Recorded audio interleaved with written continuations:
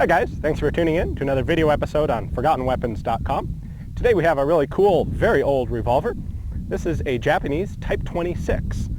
Type 26 is, if we translate that into, or out of the Meiji calendar, that equates to 1893.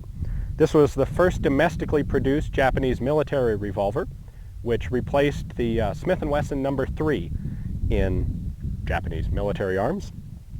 So a real interesting revolver, has a lot of similarities functionally with the British Webley series of about the same time period, and some other cool features that we'll take a look at here. So first of all, I want to point out the markings on the side. This top marking represents 4 stacked cannonballs, and that's the symbol of the Tokyo Arsenal. And then we have a series of Japanese kanji here, directly translated, that is 2-10-6 type year, or year type. And the 2-10-6 was a way of saying 26, 10-10-6. And then a serial number. Now, just shy of 60,000 of these were made, so 43,000 here. This is a relatively late one, and this has been very, very professionally refinished and is in gorgeous condition today.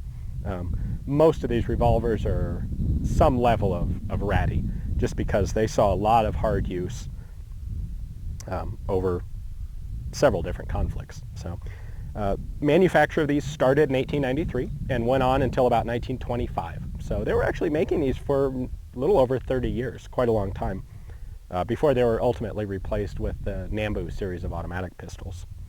Now, it is a break-open revolver, so we have a hinge pin at the top here, or a latch at the top. Pop it open. Automatic ejector. Again, functionally very similar to a Webley. Not only with the mechanics here, but also the cartridge, which is, it's 9 by 23 millimeter rimmed. It's a proprietary Japanese round, nothing else ever used it. And it's a fairly anemic cartridge, as were many of the military sidearm cartridges in the 1890s.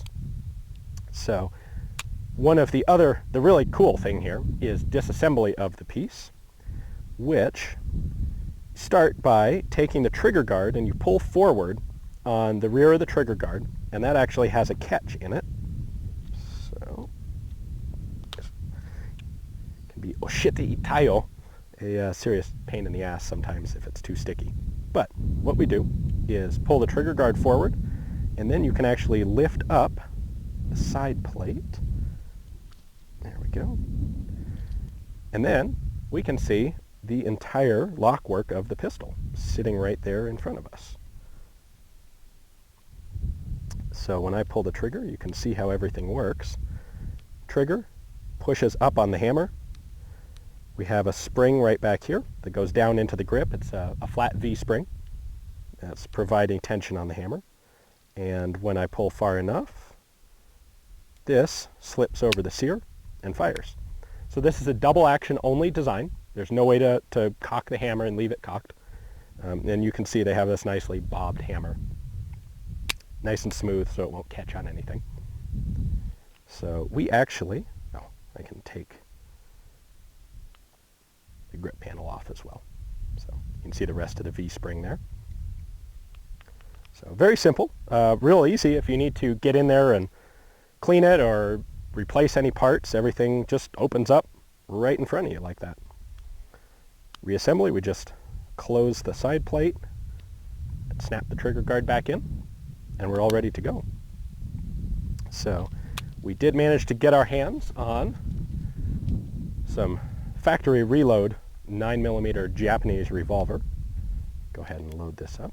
They did not have speed loaders, so this was, you didn't really want to have to do this under stress, obviously.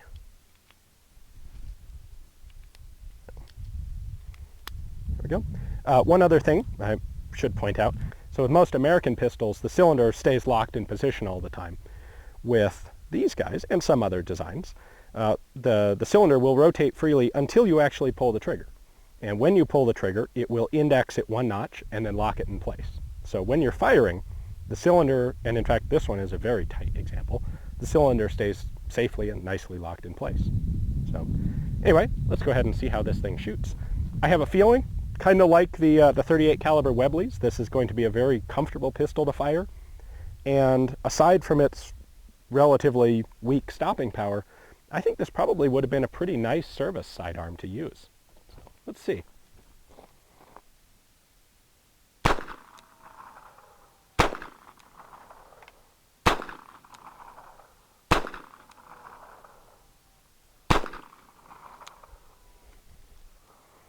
Recoil really isn't bad. You know, it may be weak, but I still don't want to get shot by it. Go through the ejection process here. I grab the two sides of the latch, lift up, give it a nice bit of a snap, pops all my empties out for me, and then I can go ahead and reload.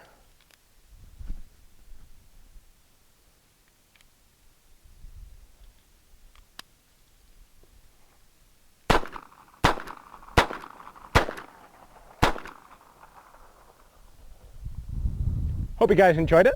Thanks for watching, and tune back into ForgottenWeapons.com for more antique revolvers.